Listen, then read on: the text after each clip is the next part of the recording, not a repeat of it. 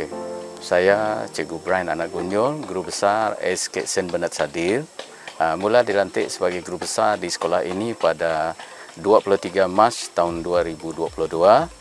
Dan sebelum ini saya pernah berkhidmat di sekolah ini dari tahun 2001 sehingga 2003. Selama 3 tahun saya berada di sini. Tapi kesusahannya untuk ke sekolah ini pada masa itu adalah sangat mencabar kerana perjalanan ke sekolah ini kita hanya menggunakan jalan, sama ada menggunakan jalan kaki ataupun menggunakan motosikal saja, kerana kita kena mengarungi 3 sungai yang besar, iaitu sungai di Anara East kita kena turun pergi melalui sungai, jadi tidak ada jambatan pada masa itu.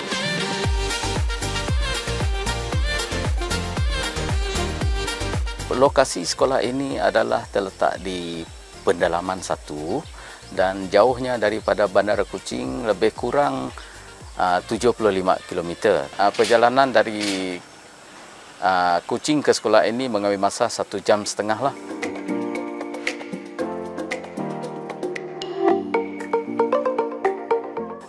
Perjalanan ke sekolah ini daripada Anara East itu adalah sangat mencabar. Kita kena melalui selekoh-selekoh yang tajam, okey, jalan-jalan rereng-rereng bukit yang berbahaya, yang berisiko untuk menjadi tanah runtuh. Itu jadi bukit, jalan-jalan bukit yang curam dan kita kena melalui dengan perlahan dan juga begitu mencabarlah. Dan lokasi sekolah ini sangat menarik kerana sekolah ini terletak lokasinya adalah betul-betul terletak di kawasan pergunungan, dikelilingi oleh banjalan gunung Borneo Highland Resort. Dan kita berada sekarang betul-betul sekolah ini di kawasan yang di lembah taman, macam kita berada di taman.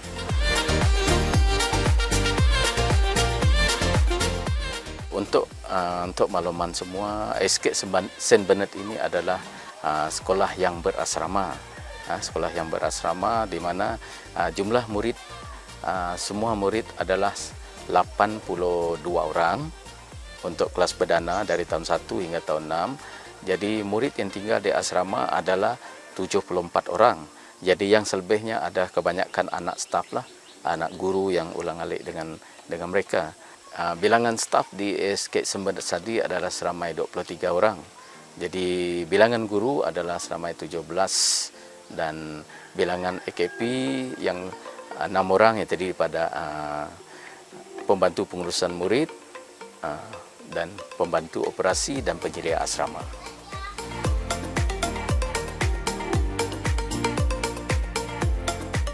Kenapa saya memilih ke sekolah ini untuk menjadi salah seorang pengurus di sekolah ini lah, atau menjadi guru besar sini? Saya lihat sekolah ini mempunyai keunikannya sendiri. Kalau dibandingkan dengan keunikannya daripada tahun 2001 dan dengan tahun 2023 ini. Okey, saya dapati keunikannya dari segi bangunan sekolah.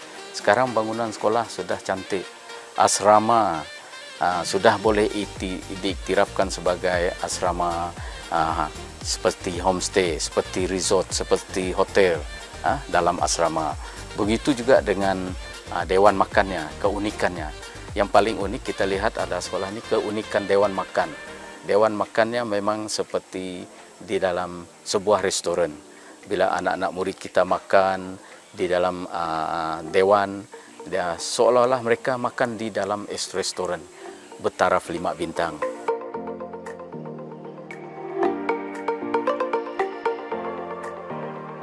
Sering pada itu, keunikan sekolah ini juga dikelilingi oleh taman-taman yang cantik, bunga-bunga, pokok-pokok yang menghijau. Okey, dikelilingi, ada berdekatan dengan air terjun yang boleh kita pergi, dan sekelilingnya pula dikelilingi oleh Gunung Ganang. Dan keadaan sekolah ini juga, walaupun kita berada di sini pada pukul 1 petang, pada pukul 1 petang saya boleh berada di luar di sini dan keadaannya memang sejuk.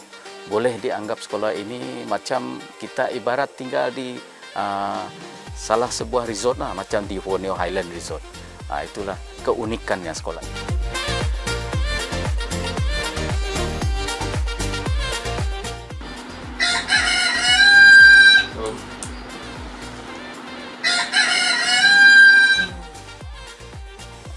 Rutin saya di sekolah adalah memang dari pagi, daripada pukul, saya memang berada di sekolah, tinggal di quarters di sekolah, dan daripada pukul 4:30 pagi saya bangun, saya akan pergi ke asrama murid untuk melihat murid bangun pagi dan melihat mereka ataupun menggerakkan murid pada waktu pagi bersama dengan warden bertugas. Okey, saya melihat sekali-sekala saya akan bersama dengan warden bertugas lah, walaupun saya tidak, saya nak melihat kepenjadian anak murid saya, terutamanya dari segi cara mereka melipat cadar tilamnya, melipat selimutnya, dan kita akan lihatlah keadaan kepenjadian murid kita tersebut. Dan selepas itu selesai, kemudian mereka akan dibawa bersama dengan warden untuk pergi senaman pagi lah, lebih kurang pukul 5 pagi. Kemudian selepas senaman pagi, murid-murid akan balik ke asrama untuk mandi dan menyiapkan diri mereka di asrama dengan berpakaian kemas seragam sekolah, dan mereka akan bersedia ke sekolah, ke bilik darjah dan ke dewan berkumpul untuk minuman pagi pada pukul 6:30. Okey. Daripada saya masuk hari itu, saya menitik berat kepada kebitaraan. Apa yang saya lihat di keunikan sekolah ini, dia permainan, kalau kita nak lihat permainan yang sesuai, yang dapat melahirkan murid sehingga ke peringkat negeri, ke peringkat bahagian. Okey. Dan saya ambil iktibar ini, kebitarannya permainan hoki. Jadi kenapa? Sebab di sini saya menggunakan kelebihan sebab ada seorang guru di sini, dia adalah pegawai teknik hoki dan juga jurulatih hoki untuk peringkat kebangsaan. Jadi walaupun sekolah ini keunikannya tidak ada padang hoki, tetapi murid-murid berlatih di padang futsal untuk bermain hoki. Dan pencapaian tertinggi mereka pada tahun 2022 adalah sekolah ini telah menjuarai peringkat negeri Sarawak untuk pertandingan hoki peringkat negeri Sarawak, iaitu 5-11. Itulah kejayaan yang paling tinggi lah di sekolah ini yang mereka dapati pada tahun 2022. Kebitaran yang kedua adalah saya lihat suasana ataupun geografi tempat ini adalah sesuai untuk merentas desa. Jadi saya pun menyarankan kepada penolong kanan kurikulum dan juga guru sukan, kata kita latih murid kita merentas desa. Sebab murid-murid kita di sini, suasana di sini sesuai untuk kita latih murid berlari merentas desa. Dan kejayaan pada tahun lepas sampai ke peringkat negeri lah, 3 orang murid kita telah mewakili bahagian Kuching sehingga ke peringkat negeri yang diadakan di Dalat Mukah pada masa itu.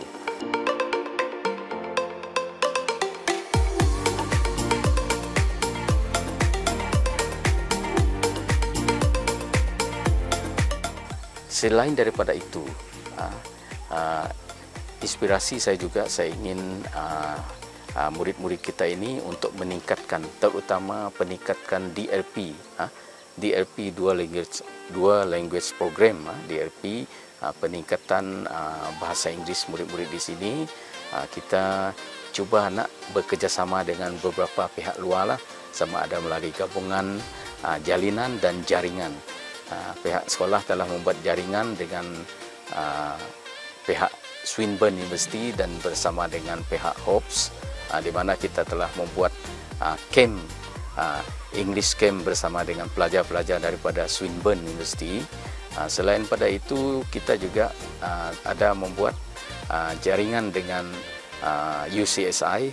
Kita murid-murid kita telah dilatih dengan kesedaran kepada alam sekitar semasa kehadiran mereka pada masa itu oleh pensyarah-pensyarah daripada UCSI. Sekolah ini sangat beruntung. Kerana apa? Di kampung ini ada seorang pengusaha homestay yang dipanggil Saloma Village Stay. Jadi tiap-tiap hari ada pelancong daripada luar negara, daripada Perancis, daripada Germany, daripada England melawat ke homestay-nya. Sama ada mereka datang secara day trip ataupun mereka bermalam di homestay. Saya telah menghubungi beliau dan kalau dapat kami nak meningkatkan program bahasa Inggeris di sekolah kami melalui salah satu daripada caranya ialah komunikasi. Saya nak melihat our student berkomunikasi dalam bahasa Inggeris dengan pelancong-pelancong dari luar. Tiap-tiap hari pelancong-pelancong dari luar akan datang ke sini pada pukul 3 petang ataupun pukul 4:30 petang lah.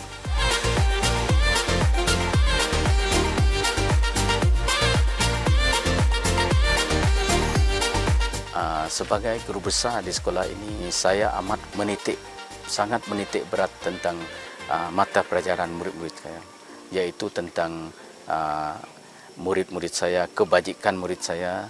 Sekiranya ada murid saya yang tidak hadir ke sekolah, saya 2 hari, saya akan mencari dia sampai ke rumah dan saya akan mencari kenapa dia tidak mau sekolah. Dan saya cuba berjumpa dengan ibu bapaknya, memujuk dia, tanya masalah murid tersebut, kenapa dia tak datang ke sekolah, dan pihak sekolah, saya sebagai guru besar di sini akan pergi menziarah ke rumah mereka, seboleh-boleh ke rumah mereka untuk memujuk murid tersebut supaya dia tidak ketinggalan, supaya murid-murid di sini senang kita dampingi dan mereka akan merasa mesra dan harap mereka akan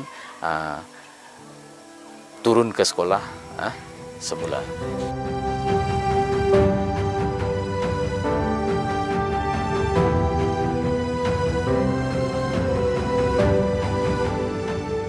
Selagi saya masih sebagai guru besar di sini, impian saya adalah sangat tinggi di mana saya ingin melihat anak-anak murid saya di sekolah ini pada suatu hari nanti, tak kira saya sudah tiadakah, saya sudah berhenti jadi guru besar kah, saya ingin melihat anak murid saya ini akan menjadi seorang pelajar yang berjaya di dalam hidup dia. Bukan sahaja berjaya dalam hidup dia sendiri, saya nak mereka boleh membantu keluarga mereka dan juga boleh membantu masyarakat setempat dan seterusnya, kepada berkhidmat berbakti kepada terutama masyarakat komuniti, masyarakat kampung mereka sendiri.